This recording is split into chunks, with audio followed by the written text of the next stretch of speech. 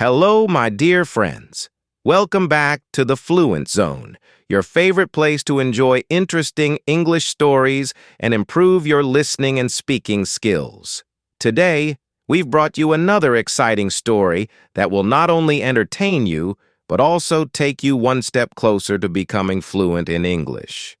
Today, we begin the story of a man whose name still creates fear, debate, anger, and curiosity around the world.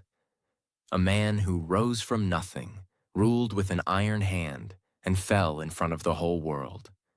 A man remembered by some as a tyrant, by others as a nationalist, but by most as a symbol of absolute power gone too far.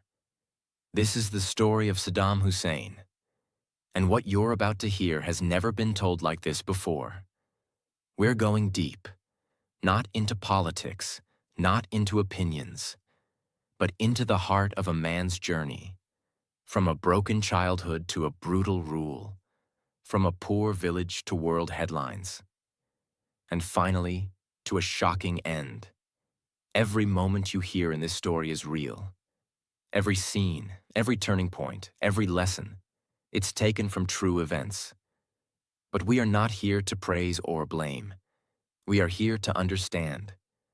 Because only when you understand power, fear, and pain can you understand the world around you. And while you listen to this story, something incredible will happen. You won't just learn about history. You will learn English, real English, emotional English. English used in life, in documentaries, in serious conversations. You will feel it, and you will grow. So take a deep breath. Stay till the end. Because this will be one of the most powerful stories ever told on this platform. Let's begin. Part 1. The Broken Beginning. The story of Saddam Hussein does not begin in a palace. It does not begin with power. It begins in a small, dusty village called Al-Auja, near the city of Tikrit, in Iraq. He was born on April 28, 1937. But his birth was not a celebration. It was surrounded by death, loss, and emotional darkness. Before Saddam was even born, his father either died or disappeared. Historians still debate what truly happened. Some say he vanished. Some say he died of cancer. But one fact is clear. He was gone. Saddam's mother, Subha Tulfa, was left alone, pregnant, heartbroken, and already dealing with the loss of her first son, who had died before Saddam's birth. This pain broke her emotionally. She could not handle it. She tried to give Saddam away before he was even born. She even tried to take her own life. Eventually, she gave the baby away to relatives for the first few years. Saddam spent part of his early childhood without a mother, without a father, and without love. This is where the seeds of emotional damage were planted. He was not born a villain. He was born into rejection, instability, and emotional trauma. After some years, his mother remarried. His stepfather, Hassan al-Ibrahim, was a poor, violent man. Saddam lived in fear. He was beaten often. He grew up in a household where anger was louder than kindness, where power came from fists, not words. He could not read or write properly until he was around 10. But by then, something darker had started growing inside him. A feeling of rage, a desire for respect, a dream of revenge against the world that had hurt him. At age 10, Saddam left the abusive home and went to live with his uncle, Khairallah Tulfa, in Baghdad. This uncle was a former army officer, a strong nationalist, and a man filled with anti-Western ideas. He hated colonialism. He hated foreign influence in Arab lands. He believed only strong men should rule, and violence was a necessary tool for control. Khairallah filled Saddam's mind with books about Arab power, military glory, and ruthless leadership. He told him stories of betrayal, control, and struggle. This was Saddam's education, not schoolbooks, but ideas of dominance, violence, and fear. He became obsessed with power. He wanted to rise, not just for money, but for respect, for control, to never be weak again. Saddam started attending school in Baghdad, but he was never truly academic. He was known more for his aggression, intimidation, and violent nature. He started carrying weapons, even as a student. He stabbed people. He fought often. He was feared by his classmates. He enjoyed being feared. He was not intelligent in the traditional way, but he was calculating. He was patient. He had vision, not of peace, but of control. In the late 1950s, Iraq was full of political fire. The country had a king, but there was increasing hatred for the monarchy, especially among the poor and nationalists. In this environment, Saddam joined the Ba'ath Party, a political group that believed in Arab unity, socialism, and strong leadership through force. The Ba'ath Party did not believe in waiting for change. They wanted to take it, by force if necessary. And Saddam, with his hunger for power and his violent energy, was the perfect tool for them. He was still young, in his early 20s, but already full of fire, ambition, and dangerous confidence. This was the foundation of Saddam Hussein's future, a poor, unloved boy, raised by extremists, abused, beaten, rejected, but with a growing belief that fear is strength and violence is the answer. He had not yet killed. He had not yet ruled. But the path was opening. And what came next would shake the entire country. Because now, Saddam was ready to rise. In the late 1950s, Iraq was like a ticking bomb. The country was changing. The monarchy was collapsing. In 1958, the Iraqi king was overthrown and killed in a violent military revolution.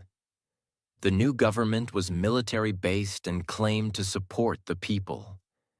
But many Iraqis, especially Arab nationalists, were angry. They believed Iraq was still controlled by foreign influence, especially Britain and America. The Ba'ath Party, which Saddam had joined, believed that Iraq must be strong, independent, and united with other Arab countries.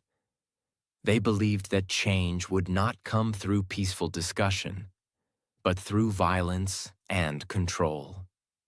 Saddam Hussein, still very young, was already a trusted member of the party. He was quiet, observant, but deeply loyal. He didn't speak too much, but when the moment came, he didn't hesitate to act. And now, the Ba'ath Party was preparing for something big. The president at that time was General Abdul Karim Qasim. He had taken power after the king was removed, but many people in the Ba'ath Party saw him as a problem. They believed Qasim was too friendly with the communists.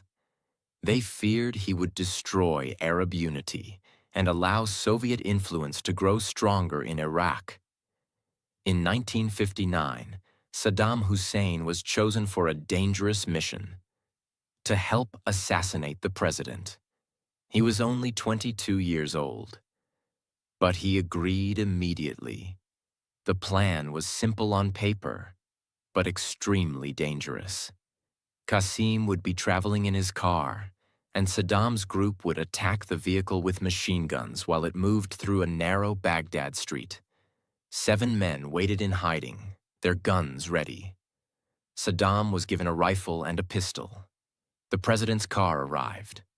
Bullets filled the air. Saddam fired his weapon. Chaos exploded in seconds. But Qasim did not die. He was injured, and his driver was killed. But somehow, he escaped alive. The plan had failed. And now, every man involved was wanted by the government. Saddam's face was soon on most wanted posters across Baghdad. He had to run. Saddam was injured in the leg during the shooting. He couldn't walk properly, but with help from the Ba'ath Party network, he managed to escape Baghdad. He walked through remote areas, hid in village homes, crossed rivers, and moved at night. Eventually, with help from supporters, he escaped to Syria and then later to Egypt, where the government supported Arab nationalists. In Cairo, Saddam lived under a false identity. He joined the University of Cairo's law school, though he never completed his studies. But more importantly, he stayed in touch with his party. He learned, he waited, he watched, and he planned. In 1963, the Ba'ath Party finally took power in Iraq through another military coup.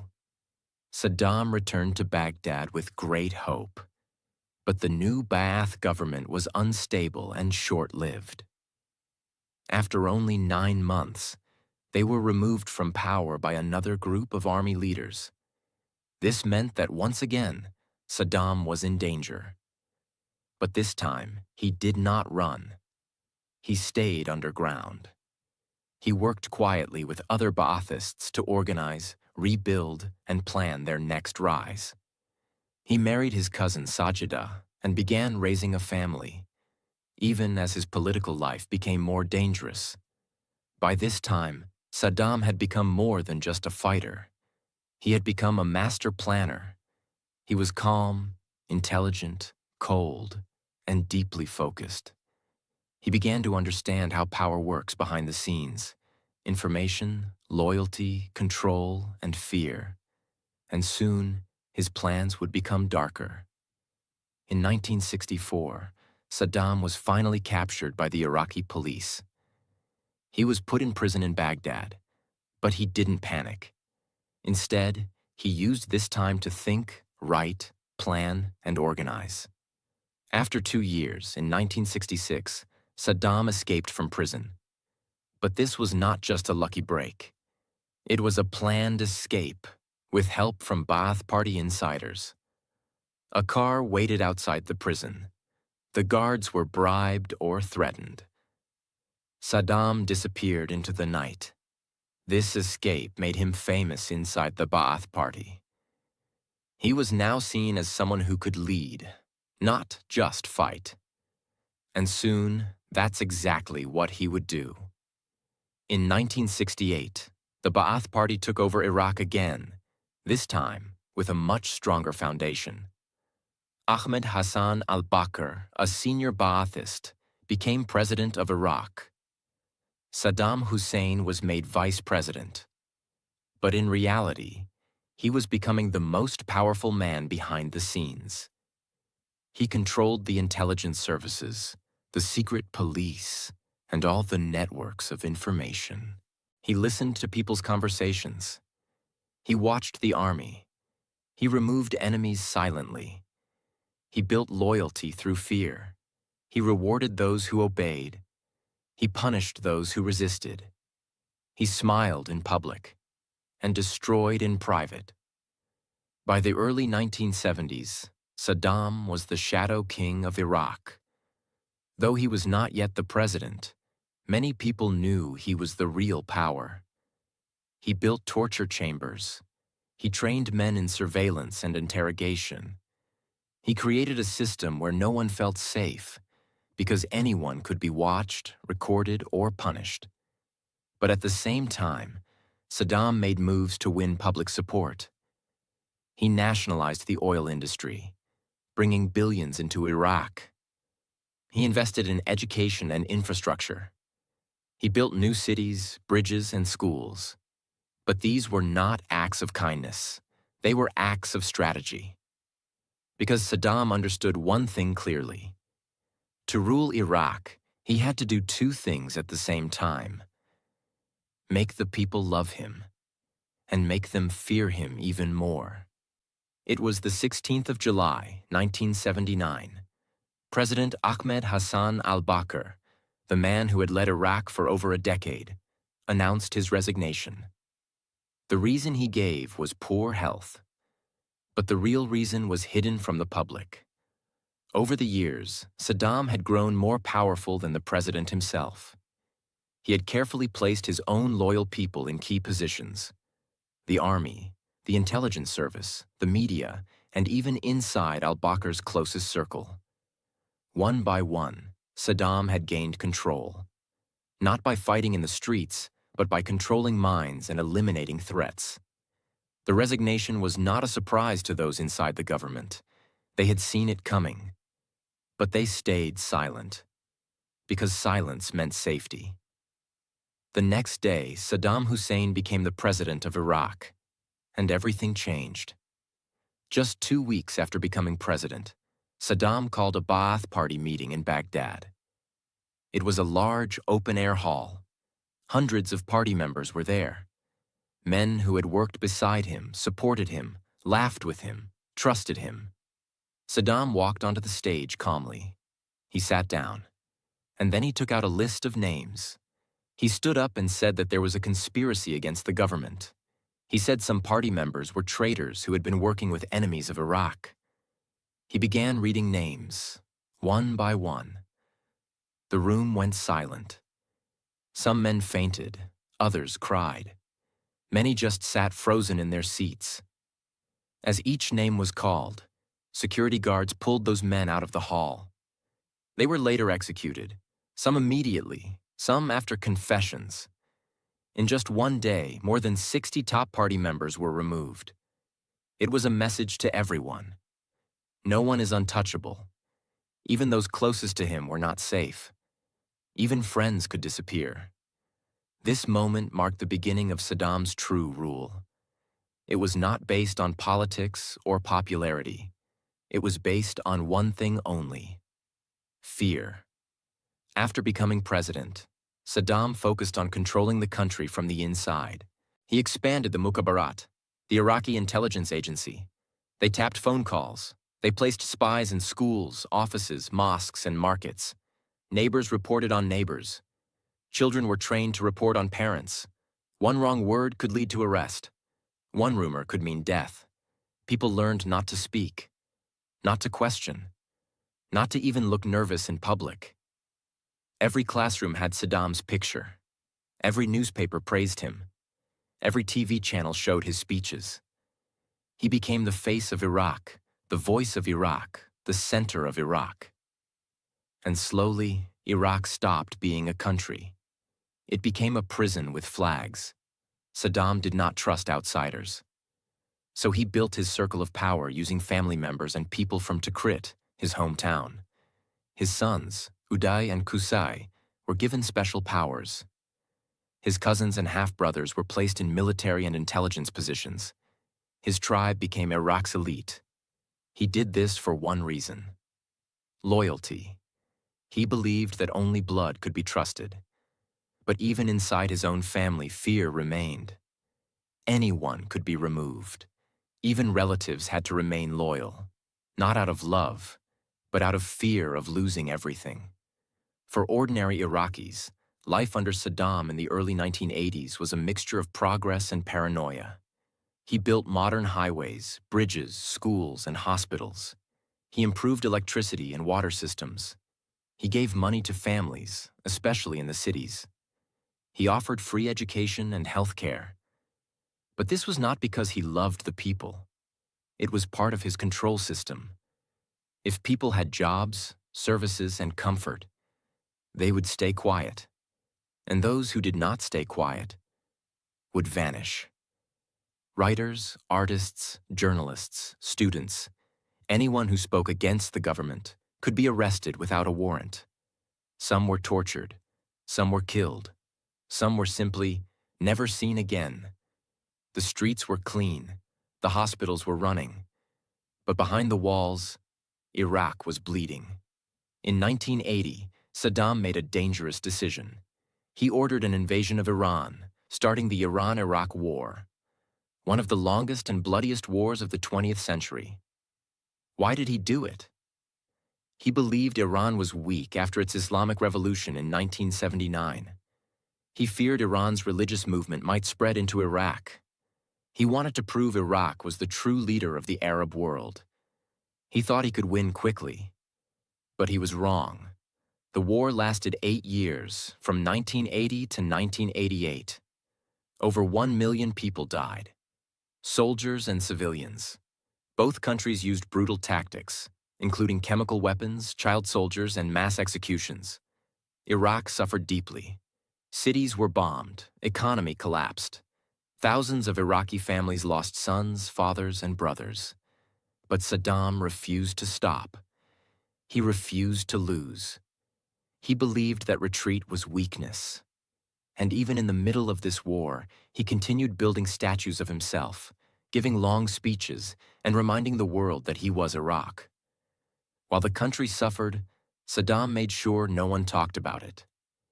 He created one version of reality and forced the media to repeat it. Iraq was winning. Saddam was a hero. The world was jealous of Iraq. Artists were forced to write poems about him. Songs were written with his name. Children were taught that Saddam was like a father to all Iraqis. It became illegal to criticize the president, even in private. And people learned to survive with one rule: don't speak. Part 2. The Storm Beyond the Borders. Now the war was over. But Saddam had a new problem. He had no money. The economy was collapsing. The people were tired. But more than anything, Saddam was angry. Because in his mind, Iraq had protected the Arab world from Iran's revolution. He believed Kuwait and Saudi Arabia should now forgive Iraq's debt, or even reward Iraq. But instead, Kuwait refused to cancel the loan. And even worse, it began producing extra oil, which made oil prices fall. That meant Iraq was earning less money from oil exports, its biggest source of income. To Saddam, this was not just economic pressure. He saw it as an insult. He believed Kuwait was stealing oil from Iraq, from a shared oil field near the border. And his anger began to grow. At first, Saddam tried diplomacy. He met with Kuwaiti leaders. He warned them. He sent public statements saying Iraq would not stay silent. But behind the scenes, he was preparing for something much bigger. He moved troops closer to the Kuwait border. He held secret military meetings. He began training soldiers for a fast strike. He believed no one would stop him. And why would they? The U.S. had supported Iraq during the Iran War. Arab countries respected, or feared, him. And Kuwait had no real army to defend itself. So Saddam made a decision that would change the future of Iraq forever. In the early morning hours of August 2nd, Iraqi tanks, soldiers, and helicopters crossed the border into Kuwait. They moved quickly, more than 100,000 troops. In less than 48 hours, Kuwait was fully occupied. Its government had escaped. Its capital was under control. And Saddam had declared Kuwait as part of Iraq, calling it Iraq's 19th province. He believed it was a victory. He believed the world would watch but stay silent. But this time, he was wrong. Within hours, the world's most powerful countries, including the United States, the United Kingdom, France, and others, condemned the invasion. The United Nations demanded Iraq leave Kuwait immediately. But Saddam refused. He made speeches calling it justice. He said Kuwait was created by the British and had always belonged to Iraq. He said Iraq was standing up against colonialism and Western control. But the world didn't accept his words. The United Nations passed economic sanctions, meaning Iraq could no longer sell oil or buy many foreign goods. Iraq's economy, already weak, began collapsing even faster. And then came a deadline. The United Nations gave Iraq until January 15, 1991, to leave Kuwait. If Saddam did not withdraw, there would be military action. Still, he refused. On January 17, 1991, just 2 days after the deadline, the U.S. and its allies began Operation Desert Storm. For 5 weeks, they launched airstrikes over Iraq and Kuwait. Airports, military bases, factories, communication lines, everything was targeted. Iraq's military power was crushed from the sky. And then, on February 24th, a ground invasion began. In just 100 hours, the coalition forces, led by the U.S., pushed Iraqi troops out of Kuwait. The war officially ended on February 28, 1991. Iraq had lost. But Saddam? He was still in power. His palaces were still untouched. He appeared on television, smiling, calling it a spiritual victory. But the truth was very different. The internal collapse. After the war, Iraq was in crisis. Its infrastructure was destroyed. Its economy was frozen. Its people were starving. And inside Iraq, something new began to rise: rebellion. In the south, the Shia Muslims, long oppressed by Saddam's regime, began protesting. In the north, the Kurdish population also rose up, hoping the U.S. would help them. But the U.S. did not intervene inside Iraq. They had stopped at the border. They had only wanted to free Kuwait, not remove Saddam. This gave Saddam time and power to crush the uprisings. He used the army, tanks, and air force to attack the rebels. Thousands were killed. Entire villages were destroyed.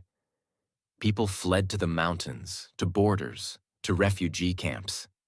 Saddam was now focused on controlling the inside, once again using brutality, surveillance, and silence. With international sanctions still in place, Iraq could not sell oil freely. So, in 1995, the United Nations started the Oil for Food program. It allowed Iraq to sell limited oil and use the money for food and medicine only, not weapons. But even this program became corrupt. Reports later showed that billions of dollars were stolen, and people close to Saddam used the system for profit. Meanwhile, ordinary Iraqis suffered. Children died from hunger and medicine shortages. Hospitals ran out of equipment. Malnutrition spread in villages and cities. But Saddam's rule remained strong, not because of support, but because of fear and exhaustion. People were too tired to fight, and those who tried were silenced quickly. As Iraq became weaker, Saddam tried to make his image stronger. He built larger statues. He had songs written about him. His face was printed on money, books, stamps, and buildings. Every speech called him the leader of all Arabs, the Lion of Babylon, or the Father of the Nation. But these titles were not love. They were orders. People repeated them not from pride, but from fear. He trusted almost no one. He moved between dozens of secret palaces, fearing assassination. And still, he watched the West. Still, he spoke in public, warning his enemies. Still, he believed Iraq could rise again. But the world had not forgotten about him, and his next move would bring his final enemy closer than ever. Part 3. The World Returns. The Road to War. On the morning of September 11th, 2001, the world stopped. 4 airplanes were hijacked by a terrorist group called Al-Qaeda. 2 were flown into the World Trade Center towers in New York City. 1 hit the Pentagon in Washington, D.C., and another crashed in a field. Nearly 3,000 people were killed in one day. It was one of the deadliest terrorist attacks in modern history. The world was in shock, and the United States was angry. President George W. Bush made a clear statement. We will fight terrorism everywhere. We will not wait for threats to come to us. Now, Saddam Hussein had nothing to do with 9/11. The attackers were from Al-Qaeda, mostly from Saudi Arabia. But after the attacks, the U.S. government began looking at all countries that were considered dangerous or untrustworthy. And Iraq, under Saddam Hussein, was at the top of that list. Why? Because the U.S. believed Saddam was hiding weapons of mass destruction, also called WMDs. These are weapons that can kill thousands or millions of people. Like nuclear bombs, chemical gas, or biological weapons. Saddam had used chemical weapons in the past, during the Iran War and against Kurds in northern Iraq. So many believed he still had more. The U.S. also believed that Saddam might one day give those weapons to terrorists. And that fear created one message: we cannot wait. Between 1991 and 1998, UN weapons inspectors had been visiting Iraq regularly. Their job was to search for nuclear, chemical, and biological weapons. They destroyed many old weapons. They closed many programs. But they also reported that Iraq was not fully cooperating. In 1998, Saddam ended the cooperation completely. He stopped allowing inspectors into Iraq. To the world, this raised a question. What was he hiding? Years passed. Then in 2002, under global pressure, Saddam finally allowed inspectors back in. They searched again, but they could not find any weapons of mass destruction. Still, the U.S. government did not believe it. They said Saddam had hidden the weapons. He was moving them secretly. He was playing a game with the world, and they made a decision. In early 2003, the U.S. and the United Kingdom began preparing for war. They tried to get full support from the United Nations, but some countries, like France, Germany, and Russia, did not agree. They said there was no clear proof of weapons. They warned that an invasion would be dangerous. But the U.S. continued. President Bush said Iraq had violated UN resolutions, and Saddam was a threat to peace. He gave Saddam one last warning. Leave Iraq in 48 hours, or face war. Saddam refused. He appeared on Iraqi television, dressed in military uniform. He said Iraq would never surrender. He warned that Iraq would defend itself. He called the coming war unjust. And then, it began. In the early hours of March 20th, U.S. and coalition forces launched Operation Iraqi Freedom. The sky over Baghdad lit up with explosions, rockets, and airstrikes. The campaign began with a powerful move called shock and awe. It was designed to surprise, confuse, and destroy key Iraqi military targets quickly. Day and night, bombs dropped across Iraq. Military bases, government buildings, communication centers, roads and bridges. Within days, U.S. ground troops began moving in from the south, through Kuwait. British forces joined from the east. Air support came from ships, drones, and jets. Iraqi soldiers fought in some areas, but in many places, they surrendered quickly. The Iraqi army was underprepared and overwhelmed. Saddam's control began falling. Fast. Just 3 weeks after the invasion began, the U.S. military entered the capital city, Baghdad. Iraqi forces had mostly disappeared. And then, a moment the world watched on live television. A massive statue of Saddam Hussein standing in Firdos Square was pulled down by a U.S. tank and a group of cheering Iraqis. The statue hit the ground. People hit it with shoes, sticks, and sandals. Cameras captured it all. It became the symbol of the fall of Saddam's rule. But something was still missing. Where was Saddam Hussein? As the cities fell, as palaces were captured, as ministries were taken. Saddam had vanished. He had not been seen on live TV. He had not been captured. His voice was no longer on radio. Even his closest advisors didn't know where he was. The U.S. created a most wanted list with Saddam's face at the top. They searched cities, tunnels, farms, deserts. Still, no sign. Rumors spread. He was hiding in Tikrit. He had escaped to Syria. He was dead. He was underground, preparing to fight back. But no one knew the truth. Saddam Hussein had disappeared, and Iraq had entered a new kind of chaos. The fall of Saddam's government did not bring peace. In fact, Iraq quickly fell into violence. Looting began across cities. Military bases were empty and full of weapons, now in the hands of civilians. Old political groups and religious tensions returned to the surface.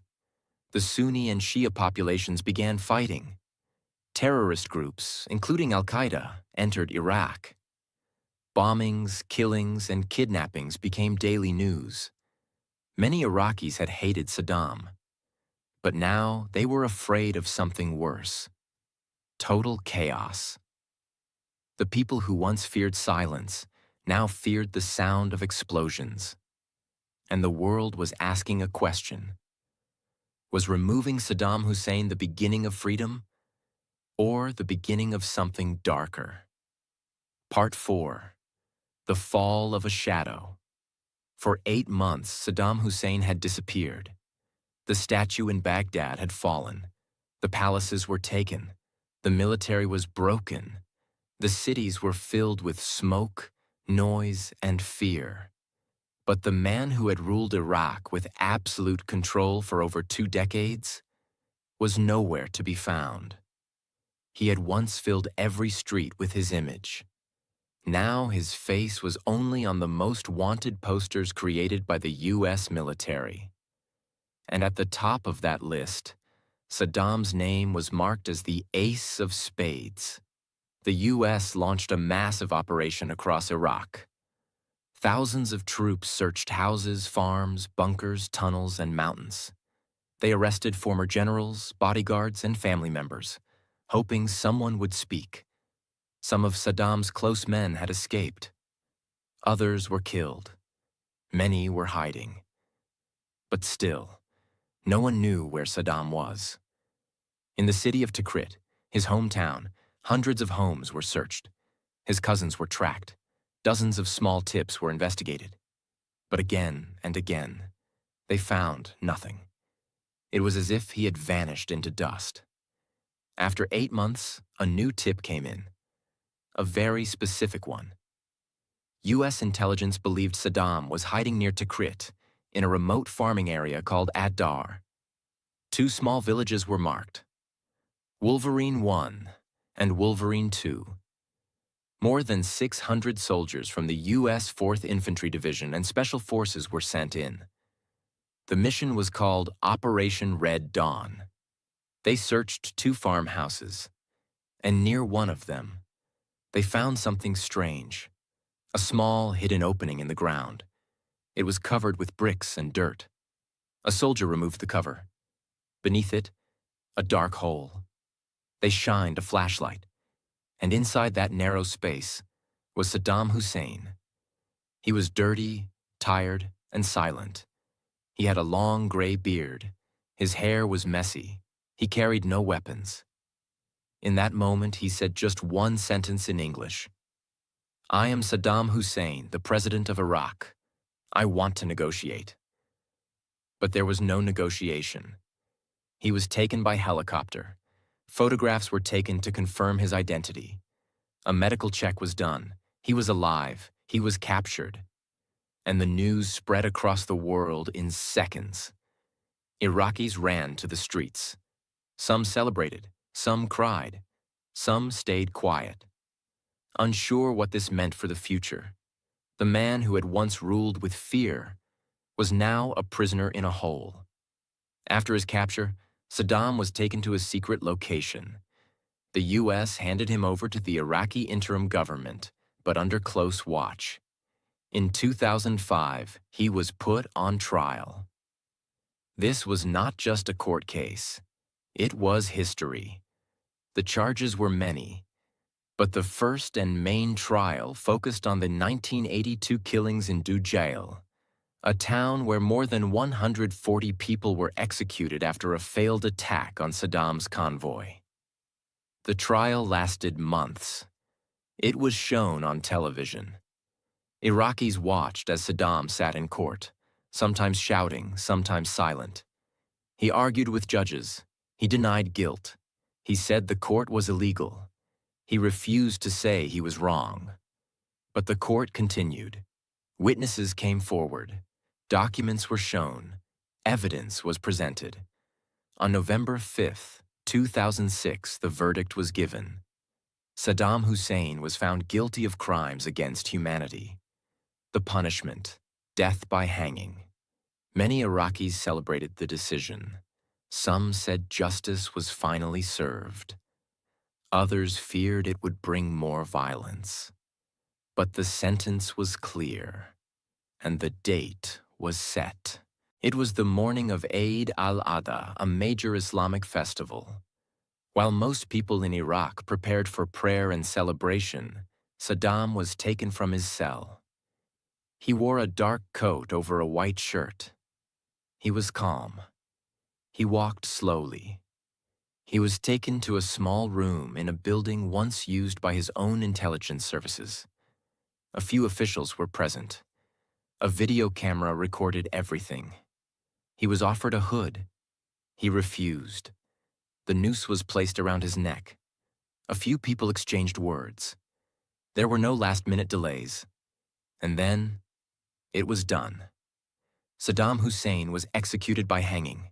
His body was later taken to Al-Awja, his birthplace, and buried near a family tomb. The man who had ruled Iraq with iron for 24 years was now gone. But Iraq did not find peace.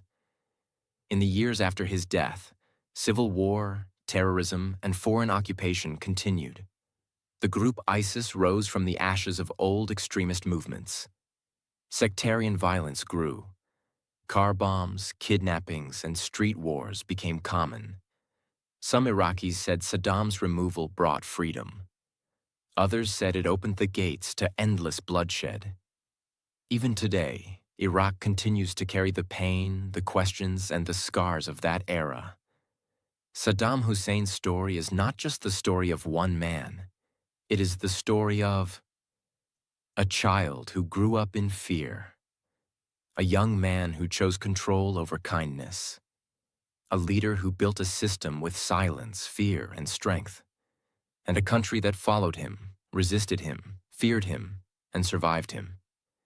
His story shows how power can rise and how it can fall, how one decision can lead to war, and how one voice can shape or silence millions. This was not a fairy tale. This was real. This was history. Now that the story is complete, let's stop and ask, what do we learn? 1. Power built on fear does not last forever. Fear can control people, but it cannot build peace. 2. Silence is not always safety. In many places, people stay silent to survive. But silence also allows cruelty to grow. 3. History must be remembered, not repeated. Stories like this must be studied, not ignored, so we can protect the future. 4. Every choice matters. One leader's choices affected millions. That is the weight of leadership and the danger of ego. This video is not meant to praise or blame anyone. This is not about politics. This is not about religion. This is not about hate. This video is about education, understanding, and learning through real stories. Every fact in this story was carefully researched. Every moment was written to help you understand history in simple English, so that you can learn language, life, and leadership through the truth. Please remember, this is an educational story. It is not made to support or attack anyone. If you found this video powerful, informative, and eye-opening, please share it. And if you want to learn more stories like this, subscribe to our channel. Because here, we tell the world's most powerful stories in a way that helps you learn, grow, and think.